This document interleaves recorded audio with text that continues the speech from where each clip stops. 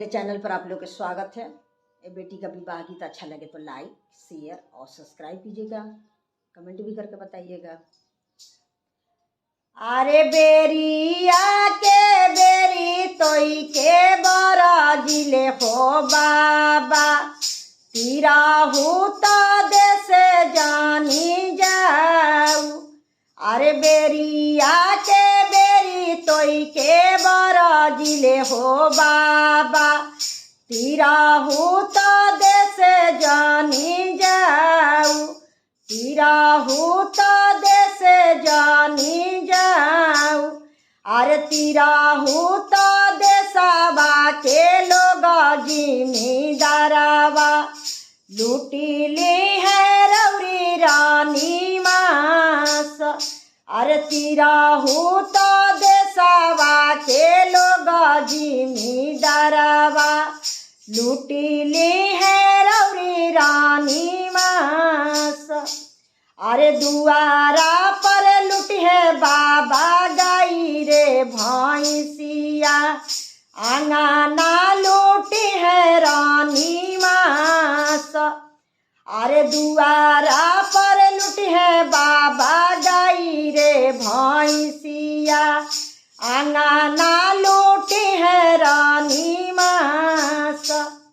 अरे कोहबर में लुटी है बाबा बेटी हो दुलारी बेटी, जाई देखी नाए नाजुरासु, जाई देखी नाए नाजुरासु। अरे बेरिया के बेरी तोई के बर दिले हो पापा, तीरा हूँ तो देसे जानी जाऊ। अरे बेरिया के बेरी तोई के बर दिले हो भैया, तीरा हूँ तो देसे जानी जाऊ। तीरा हूँ तो देसे जानी जाऊ। अरे तीरा हूँ तो देशवा के लोग जिमीदारवा, लूटी ली है रौरी रानी मास। लूटी ली है रौरी रानी मास। अरे दुआरा पर लुटी है पापा गाई रे भैंसिया, आंगना लूटी है रानी मास। अरे दुआरा पर लुटी है भैया गाई रे भैंसिया, आंगना लूटी है रानी मास। आंगना लूटी है रानी मास। अरे कोहबर में लुटी है पापा बेटी हो सिया बेटी, जाई देखी नाए नाजुरासु।